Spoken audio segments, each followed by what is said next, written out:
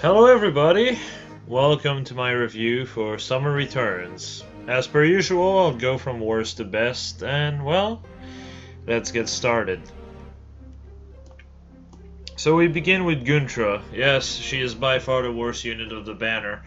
It's really depressing for me to say that, considering I really wanted a Summer Guntra since at least last year. And, well, we got one, and it was terrible. I don't know why they decided that Dagger Cav unit was a good idea, but apparently that's IS and how they think. Honestly, I don't understand why we haven't gotten an infantry dagger unit in a long time. If she had been an infantry dagger unit, she would have probably been fairly interesting to build. But, oh well. Some things are just not meant to be, I suppose. So she has a Vomit AR skill, another AR skill, and the gimmick of the banner's weapon, as well as a rally. Yeah, so essentially if you really want to work with her, you'll be scrapping her entire kit. Cool. Yay! Yeah, it's pretty lame. It's pretty lame, not gonna lie. So, yeah. Whoop. When it comes on to comparison, there's really only one comparison, and it's from, well, last year, which is kind of ironic because there's two comparisons in this very video that are with unit from the same banner. The two units are from the same banner, and they are both from a summer banner. It almost feels like they copy-pasted the last one. Except they removed the really strong unit of the last one, which is Summer Takumi, but whatever, I suppose. So Guntra is a slightly better Summer Lind, as in she has the actual HP to hit Brazen, to hit, you know, any kind of stuff like Desperation and Brazen pretty consistently, unlike Lind. And that's kind of all it is. Everything else she has is kind of just more or less the same as Lind. Like, ooh, 1 less attack. Ooh, 2 more speed. Ooh, 1 more defense. Ooh, 2 less res. Like, it's just... it's very whatever. That's the best way I can put it. It's very whatever. If you have one, like if you have one of the two with good IVs, the other one is fucking worthless. I have a +3 Summer Lind with attack plus. Therefore this Guntra does nothing for me, for example. As for builds, both of them use the same set, which is just a Barb Shuriken set with Heavy Blade and as much attack as possible so they can actually proc their special once they're under Desperation. The problem with it, however, is the fact that Heavy Blade is a highly contested set, contested skill, or seal rather, which, I'm sorry, but since it's so fucking hard to get, since it's so expensive to use, why in... well, not expensive, but rather, since you only have one seal to use, and you really want it to count, why would you be using that on a Dagger Cav unit and not a fucking Gale Force unit like Rid? The answer is, yeah, that's right. You don't. You don't fucking use Heavy Blade on her. So, well, it's just kind of underwhelming, isn't it? If she was an infantry unit, she could use Flashing Blade. Would have been a shame.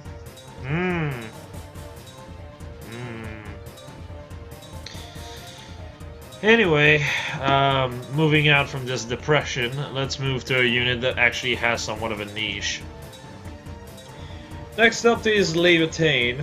Levitain is a very high attack with no speed at all, which I don't exactly understand.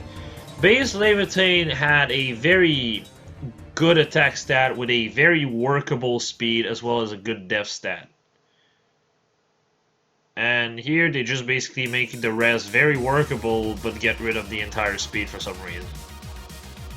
I don't get it. I really don't get it. But then again, Guntra also has typically a more, rounded defense. And we all saw how the dagger unit looks like. Moving on. So, Levitain does basically the niche that a unit that had the niche for like, 2 years and a few months at this point had, which is Summer Camilla. Summer Camilla's niche is to be a Raven Tome protector for your team. So, for instance, since you use nothing but Blade Tomes, you can just face tank all. And as a result, you can actually one-shot him constantly with Raven Tome and TA. The other unit being Yune. Yune is just purely because when it comes down to an offensive standpoint, Yune has the same type of attack as Levitain. And just because her weapon gives her upward to 20 attack. But she needs to have a debuff on.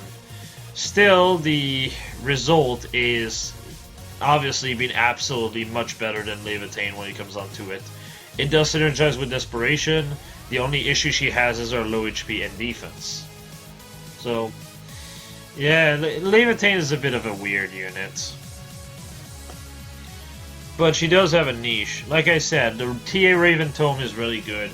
And if you're dealing with Ulm, you're sitting at 88 attack at +10. Now, if you don't have +10 for obvious reasons, it's still decent. I believe you still hit 82 or 83 attack against Ulm, which is still enough to kill a +10 Ulm typically. Unless they have, the season bonus for Aether Raid, I'm mostly thinking. She'll typically be able to just one-shot him, which is great. However, if he does have Cancel Affinity, you're absolutely boned. Thankfully, Cancel Affinity is a lot rarer than no follow-up. Now, if you want to deal with both set consistently, you will want Bowbreaker, but Vantage is more consistently helpful. The second you take some damage, well, you're kinda just not able to just face tank and kill Ulm. However, Vantage resolves this. As for the second set, it's just a typical Blade Tome set hitting 100 attack, and that's kind of all it is. So,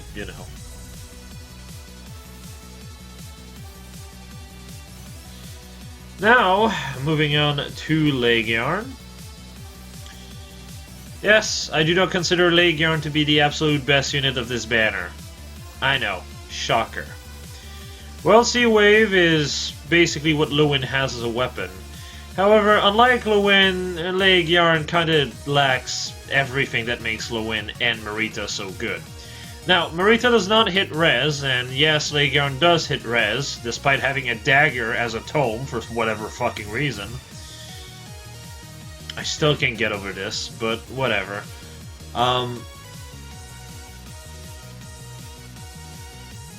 The point is, yes, she hits magic, and Marita hits melee. The thing is, Marita has so many sets she can use, and yes, hitting res is definitely helpful, but at the end of the day, Marita hits so hard regardless because of just AoE and the fact that she can just spam AoE, or just spam Aether, or just spam Luna, or just spam every fucking special under the sun because it's fucking Marita. The fact that she can just spam all of this constantly, consistently, and just be completely fine with it, well, let's just put it this way. It makes her a lot more versatile. Leg Yarn is very much a one-trick pony, and yes, it's pretty nice to have the Lewin effect. The problem is when you're a blue tome, you always have the one shadow lurking on top of your shoulder. His name is Reinhardt, and Reinhardt does not give a shit about your speed stat, unlike Leg Yarn does. So if Leg Yarn fights someone that's a bit too quick, Oh, what's that? The weapon does nothing? Oh, that's a bit awkward, isn't it? And because it does nothing at that point, you're reliant on a special to actually deal with the thing, right? Lowen can just spam AoEs, so that's not exactly a problem. It is a problem for Legion, however, because, well, she can spam AoEs. So she has to be lucky enough to have a spec ready already. That's awkward as fuck. Not to mention, when it comes down to it, it's just like I said, Reinhardt does the same thing consistently, doesn't need the speed, can even go as far as squatting because of a breaker skill, and just overall is a unit that's a lot more consistently helpful than she will be. However, she still has one niche, and that's the fact that she's a flyer unit. Since she's a flyer unit, she can use flyer formation and aerobatics. More importantly, flyer formation. The main issue when you're using a gold flyer team, right?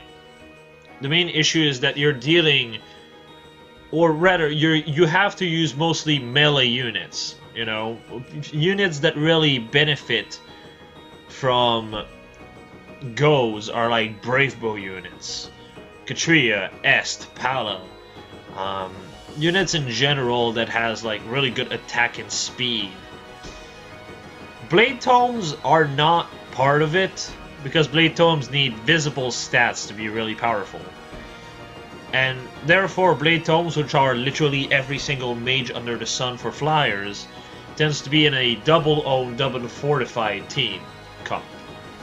Which is all fine and dandy, but the whole point I'm trying to get across here is that because of the way goads work, they don't have any way to hit res typically.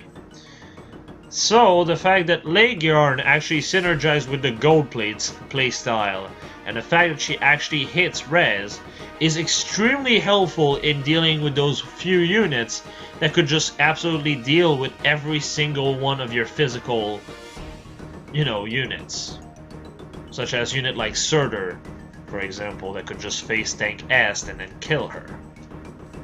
And then suddenly your entire team is in shambles, because outside of units such as Sida, Surtur doesn't really take a whole lot of damage. However, this Legion, after the fact that S would have attacked, would probably be able to finish the job. That's the idea I'm getting across here.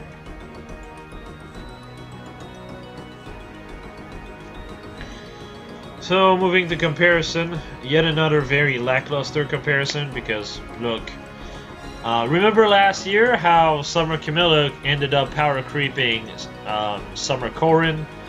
It's that, but like again.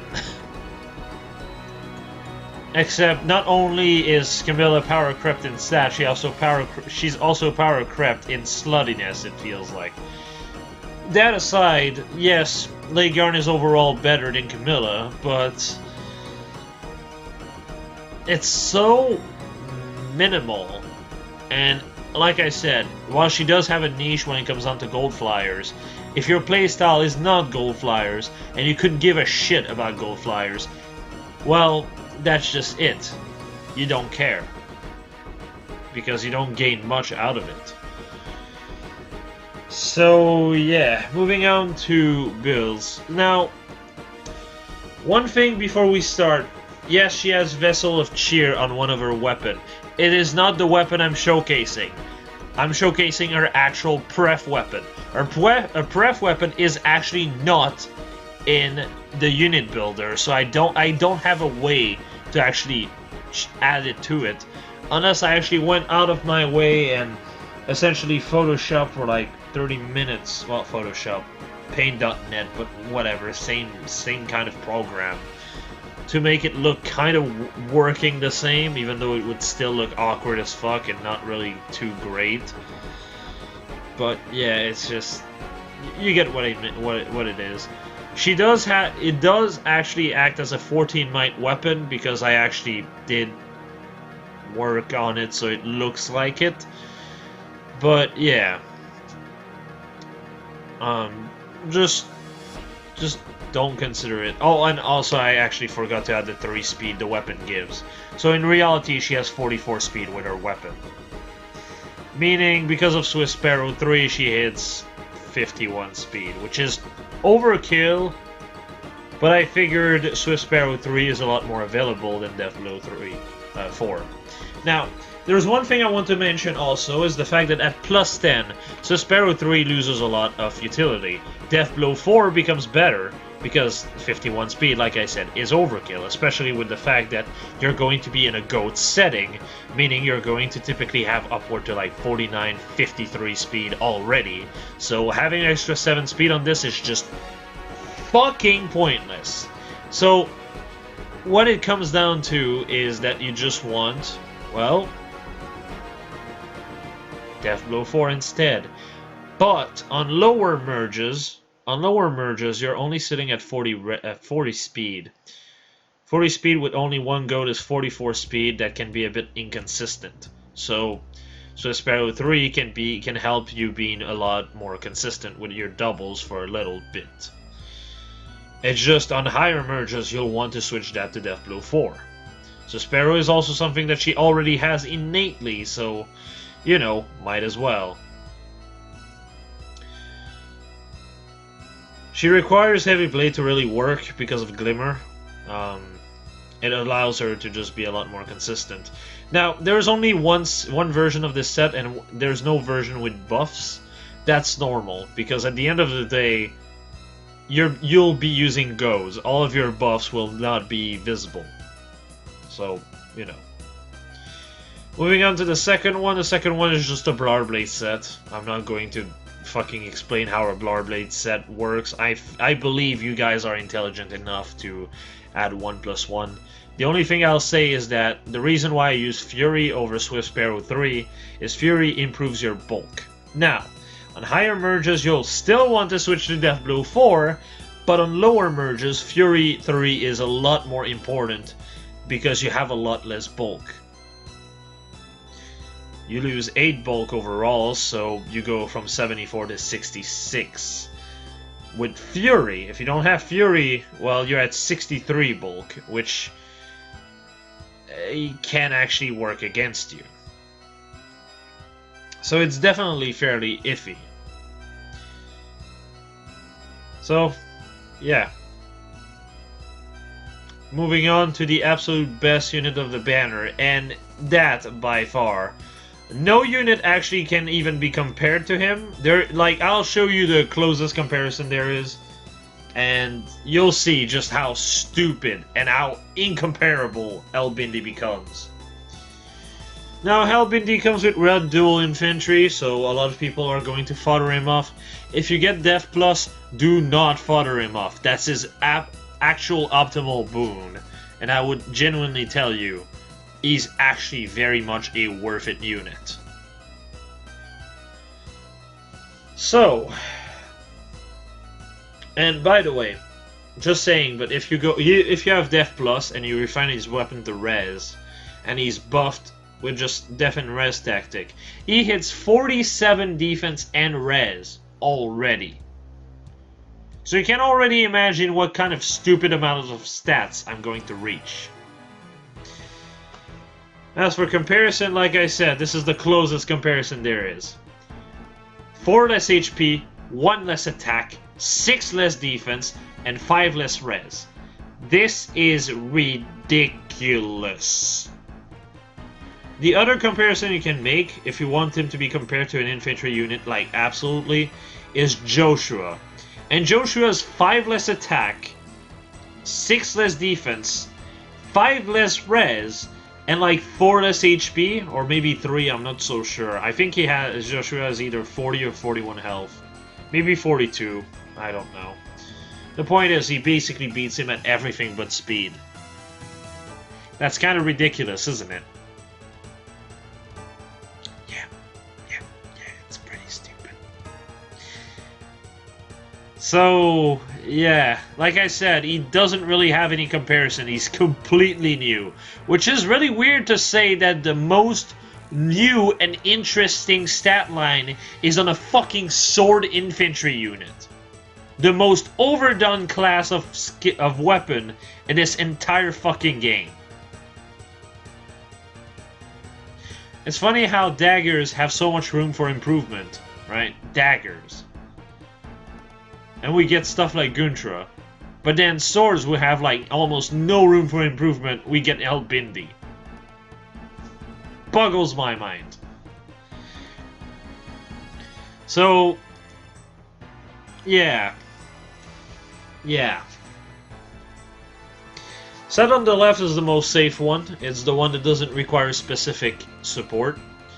But a set on the left with Heart's Blade. Okay. And let's just consider ally support, because you'll typically want them to be next to your ally support, of course. Will give you 5 across the board. 5 attack and 5 defense from the seal skill. And 8 res from Warding Stance. Yeah, already from the get-go, you can already tell this unit has a lot of bulk. Warding Stance pushes his res to 55. Heart's Blade plus ally support pushes that to 60 res. How about defense? 51 plus 30 plus 5 plus 2. That's 61 defense. You're looking at 61 defense and 60 res on a unit.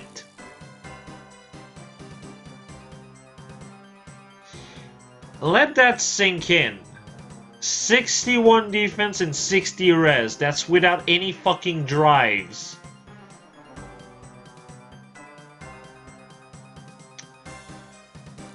So, okay, how about his attack? How does it look like? 60 plus 3 plus 2 plus 5. 70 attack. I wish I was making that up. But this is real. This is actually fucking real. He is just that fucking insane. 70 attacks, 61 def, 60 res with 53 health. Oh, and he can actually ploy your enemies. Meaning if you have attack ploy on the enemies, he basically have an extra 5 bulk, which pushes his bulk to 66 def and 65 res. Isn't that fucking ridiculous?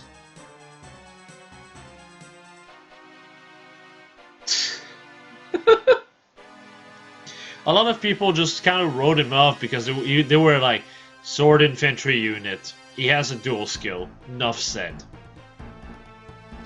To these people I say, you could have done so much better.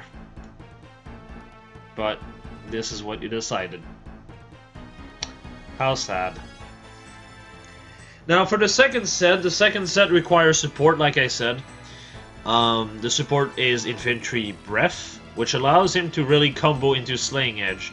Now this set with the right support is also extremely fucking broken. Bonfire becomes a 2 cooldown, which means because of Infantry Breath, you will always proc it after you get hit once. It also increases your death and res by 2. And then on top of this, you could have ally support if you wanted. I'm not going to count it, however. So, you can be, oh, I don't know, like, you have 58 def right there and then. So, Bonfire does 29 damage. 29! That's kind of ridiculous in itself. But, you can just take the hit and proc Bonfire with like an extra, oh, what's this? 65 attack. To put this in perspective, Surtur typically has 47 defense, okay? You could literally just face tank him, okay? Which means, by the way, you take 20 damage and everything, but he can actually take the hit, and Surtur will do 0 anyway. The point is, 47 defense, he has 65 attack, that jumps up to 78, you do 31 damage, you proc Bonfire instantly, that's 60 damage, you one-shot Surtur. Yeah, this is how stupid he is. Or you could also decide to just go No-See Disrupt, Distant Counter, and then still, you know, use the Breath skill, which allows you to still, you know, do that one hit that does so much damage that at the end of the day, Quick Repose becomes not exactly that helpful. Like, it's definitely helpful, but at the end of the day, you know, it's super easy to just take the hit and one-shot them. Veronica, who cares? She just hits you, does no damage, and then you just one-shot her back. Alm is fine, my dude. Alm is like 30 defense and let's say 50 HP, which is more than what he typically has, but let's just say he has that because I'm being generous. You are sitting at 65 attack. He has typically 30 defense, so that's already 35 damage. You have a proc of 29 damage on top of it. That's 64 damage. You are absolutely destroying him in one hit. There's just no way you don't. Even with sturdy impact, you still do 55 damage. That is still more than the 50 health he has.